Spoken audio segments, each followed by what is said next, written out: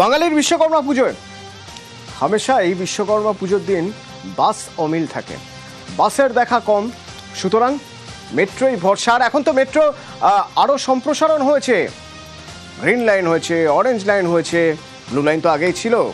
তো তাহলে মেট্রোর জন্যই মেট্রো করেই যাওয়া আসা করা যাবে কর্মসূত্রে, যেখানেই যেতে চান, যে কাজেই যেতে চান।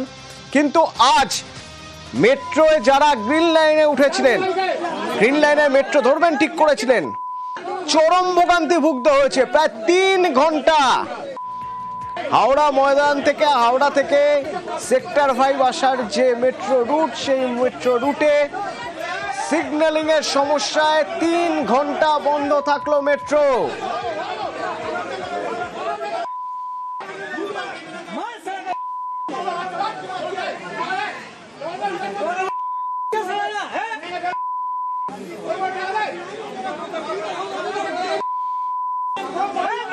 আর আস্তে আস্তে সময় যত বাড়তে লাগলো, মানুষের মধ্যে ক্ষোভ বাড়তে লাগলো।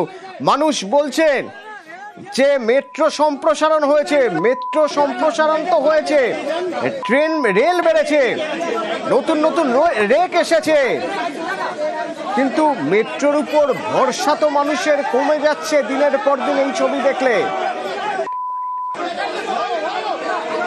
কিছুই বলছে না, অবশেষে বললো ট্রেন যাবে যাবে, তারপর বলছে না ট্রেন সিগন্যালিং প্রবলেম আছে, এখন যাবে না। এই তো দেখছেন লোকের ভিড়, আমরা খুব সমস্যায় পড়েছি 1 ঘন্টার উপরে। কি বলছে এখন টাকা রিফান্ড বলছে নিন।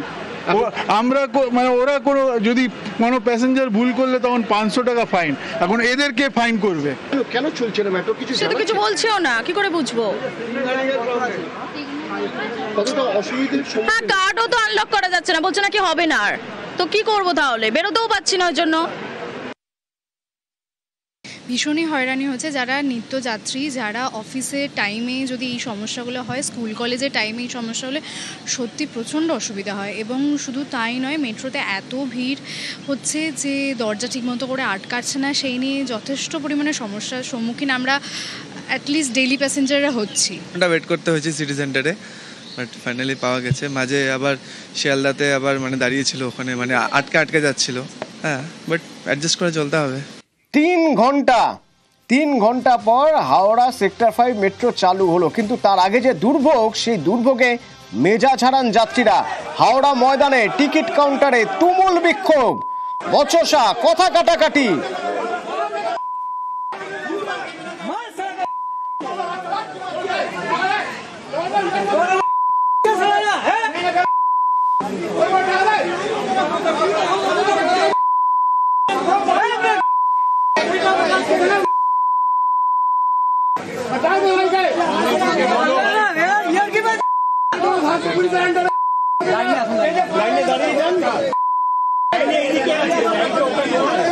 কিন্তু এই যে 3 ঘন্টা মেট্রো বন্ধ ছিল, বলা হচ্ছে সিগন্যালিং এর সমস্যা। সমস্যাটা কোথায়?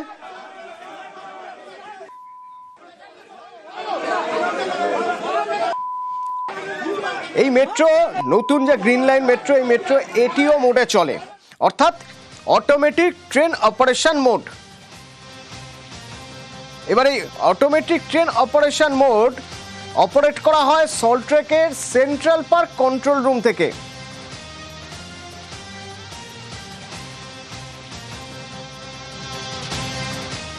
ট্রেন অপারেশনের এই পদ্ধতি ম্যাজ, একে বলা হয় মুভমেন্ট অথরিটি জোন, যে পদ্ধতিতে এই ট্রেন অপারেট করা হয়। এই নতুন পদ্ধতি গ্রিন লাইনের ক্ষেত্রে এই ম্যাজে একটা বিশেষ সফটওয়্যারে ট্রেনের অবস্থান জানা যায়, যে সফটওয়্যারের মাধ্যমে জানা যায় কোথায় ট্রেন রয়েছে। প্রযুক্তিগত কোনো ত্রুটি হলে সম্পূর্ণ রুটের 9টি সেকশনই রিসেট করতে হয়। এটা একটা ড্রব্যাক, এটাই সমস্যা। মেট্রো চালাতে গেলে, নতুন করে মেট্রো চালাতে গেলে এই 3টি সেকশনই রিসেট করতে হবে। আর এই রিসেট করার প্রক্রিয়া কম করে ঘন্টা 3 লাগে, আর সেজন্যই এই ঘন্টা 3 হয়রানি।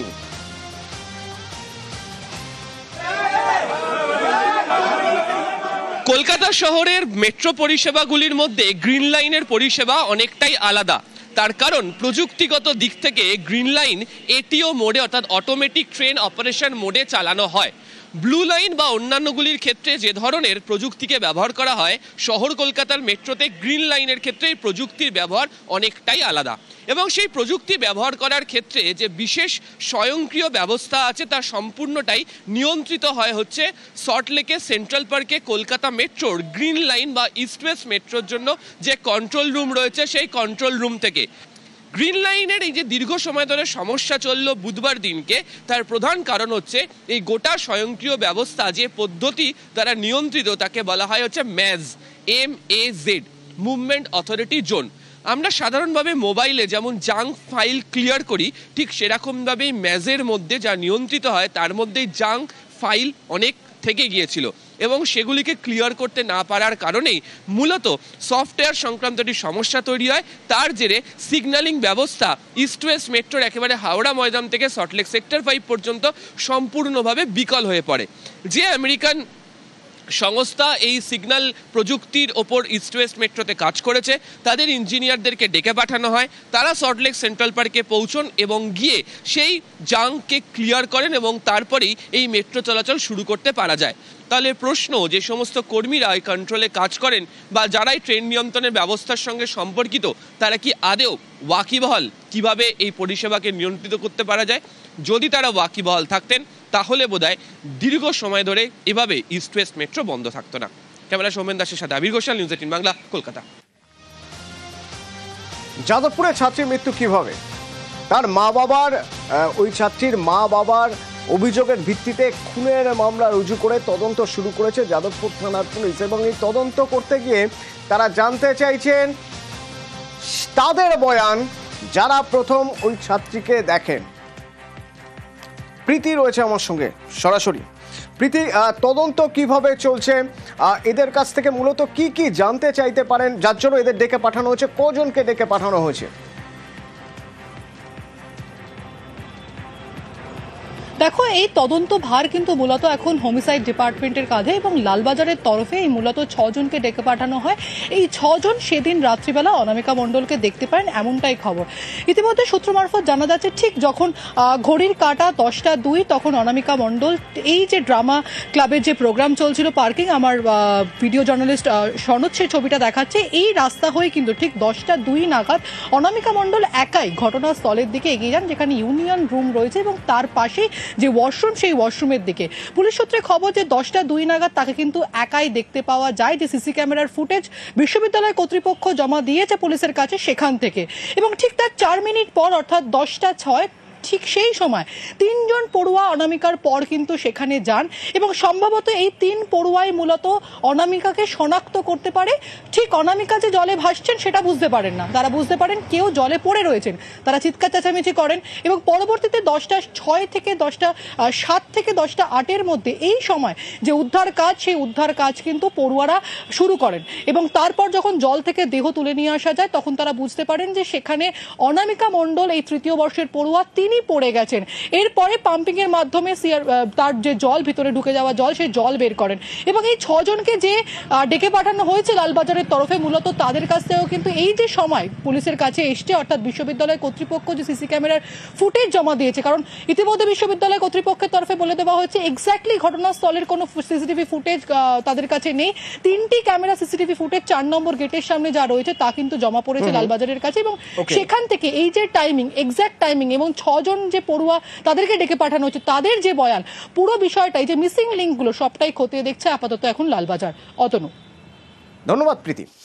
সোমবার থেকে নিখোঁজ মহেশতলার যুবকের দেহ শেষমেশ উদ্ধার হলো। কোথা থেকে? না পুকুরে খোঁজ মিলল দেহ। কিভাবে তার মৃত্যু, কি জানা যাচ্ছে, পুলিশ কি বলছে? আমার সঙ্গে মহেশতলা থেকে সমীর রয়েছে। সমীর, হ্যাঁ আসলে দেখো, যে ঘটনাটা ঘটেছে, যে জায়গাটা ঘটনা 20 নম্বর ওয়ার্ডে মন্ডলপাড়ায় যে ঘটনাটা ঘটেছে, একদম পুকুর আছে, পুকুরের সঙ্গে লাগোয়া একটা রাস্তা আছে। যে রাস্তাটা দেখা যাচ্ছে না।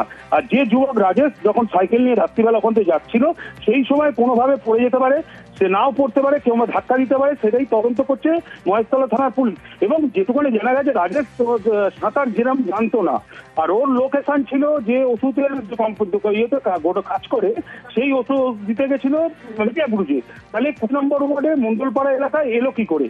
এবার সেই নিয়েই তদন্ত করছে মহেশতলা থানার পুলিশ। এবং বাড়ির লোকের বক্তব্য যে ও যেখানে ও একটা মানে ও ভুলে যায় কোনো কথা, কিংবা সাদাসিধে ছেলে, যেখানে খুশি, যেখানে ধরো কোনো জায়গায় খাওয়া দাওয়া হচ্ছে সেখানে চলে যায়, কিংবা অন্যান্য জায়গায় ও চলে যায় সাইকেল দিয়ে। কিন্তু এর ক্ষেত্রে যে রাত্রি তার যে ওইখানটা গেল কি করে সেটা একটা। তারপরে বাড়ির লোকরা যেন সোমবার দিনকে যখন ফিরছিল না তখন ওকে একটা অভিযোগ করে থানায় যে মিসিং ডায়েরি হয়েছে, যে ওকে খুঁজে পাওয়া যাচ্ছে না। তারপরে রাত্রে বিকালবেলার দিকেই ওর মৃতদেহ ভেসে ওঠে। ভেসে উঠলে এলাকার লোকরা দেখতে পায়, দেখতে পেলে সঙ্গে সঙ্গে মহেশতলা থানা পুলিশকে খবর দিয়ে তাকে উদ্ধার করে তাকে অন্য জায়গায় মানে নিয়ে যাওয়া হয় বিদ্যাসাগর হাসপাতালে আচ্ছা। পোস্টমর্টমের জন্য। ধন্যবাদ।